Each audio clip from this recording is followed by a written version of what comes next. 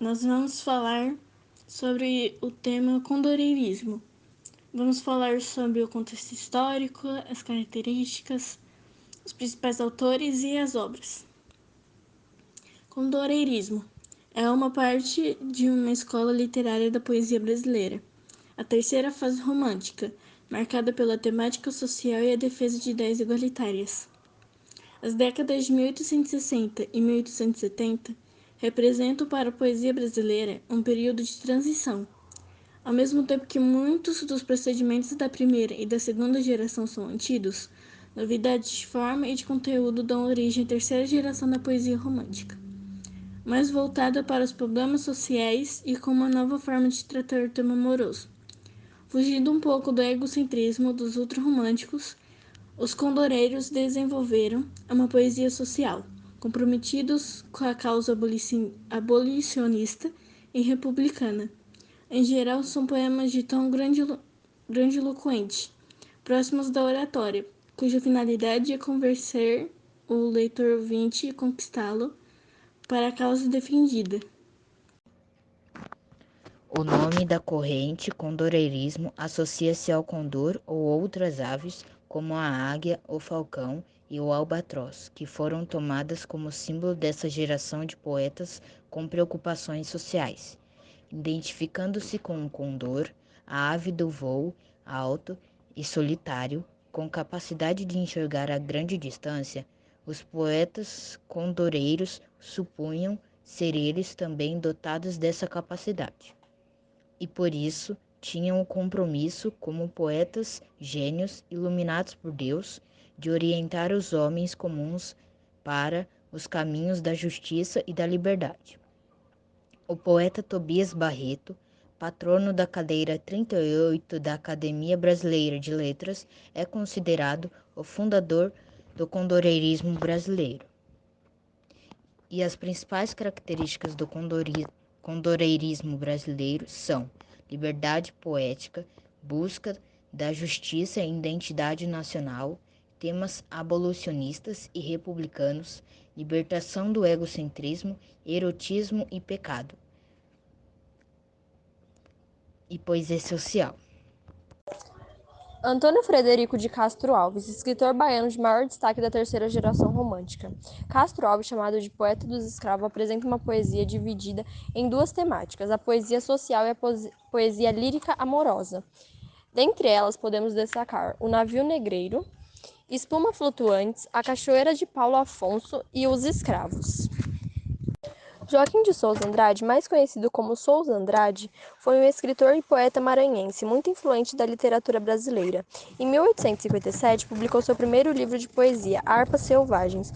Sua obra mais destacada é o poema narrativo, O Gueza, baseado na lenda indígena Gueza Errante. Tobias Barreto. Tobias Barreto foi um poeta, filósofo e jurista. Ele era considerado um dos fundadores do condoreirismo no Brasil. Ele explorou em sua obra o lirismo e temas sociais e políticos. Pedro Luiz. Pedro Luiz foi um advogado, jornalista, político, orador e poeta. Era filho do comendador Luiz Pereira de Souza e de Dona Carlota. Era tio do presidente Washington Luiz e é patrono atualmente da cadeira 31 da Academia Brasileira de Letras.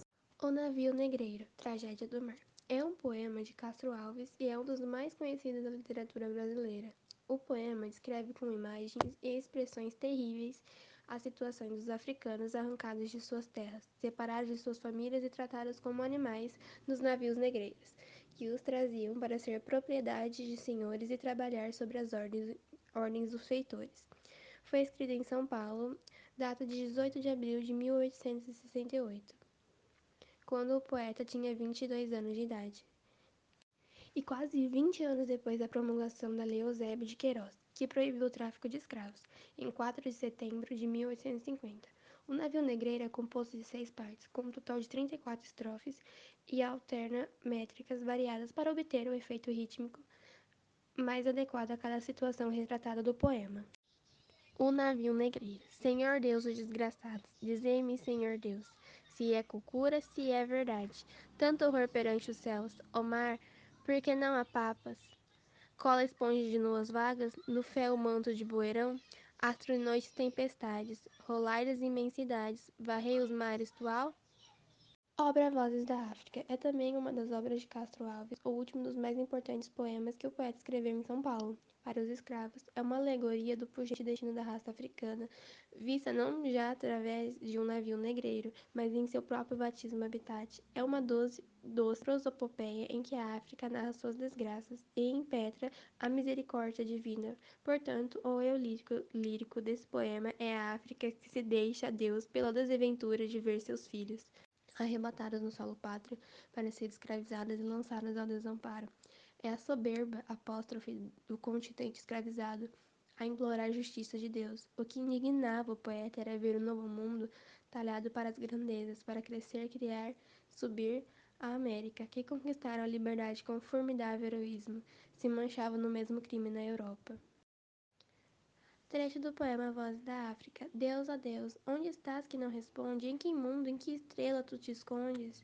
Impulsados no céu, há 2000 anos te mandei o meu grito, que embalde desde então que corre o infinito. Onde estás, Senhor Deus? Obra Os Escravos. Os Escravos é um título de um dos livros de poema do escritor brasileiro Castro Alves, com temática centrada no drama da exploração dos escravos. Castro Alves procurou aprofundar as implicações humanas da escravatura, adequando a sua eloquência condoreira à luta abolicionista. Retrata o escravo de modo romanticamente trágico para despertar a sociedade, habituada de 3 séculos de escravidão, para o que há de mais desumano neste regime. Foi escrito em 1883. Trecho do poema Os Escravos. O escravo então foi deitar-se, pois tinha de levantar-se, bem antes do sol nascer. E se tardasse, coitado, teria de ser surrado, pois bastava escravo ser. Obra O Gueso Errante. O Gueso Errante é um poema narrativo em que o autor Joaquim de Souza Andrade, mais conhecido como Souza Andrade, resgata uma lenda quichua que narra o sacrifício de um adolescente, no qual utiliza recursos expressivos como a criação de neologismos e metáforas vertiginosas. Escrito entre 1958 e 1888, composto por 13 cantos. O trecho do poema O Gueso Errante. O sol ao pôr do sol, triste soslaio, o arroio, em pedras estendido, em seus soluços, desmaia o céu de estrelas arenoso, e o lago anila seus lençóis de espelho. Era a ilha do sol, sempre florida. Ferrete azul, o céu brando o ar pureza, e as vias lácteas sendas adorantes, alvas, tão alvas, sonoros mares, a onda de esmeraldas, pelo ar real rolando luminosa. As velas todas chamas aclaram-no em todo o ar.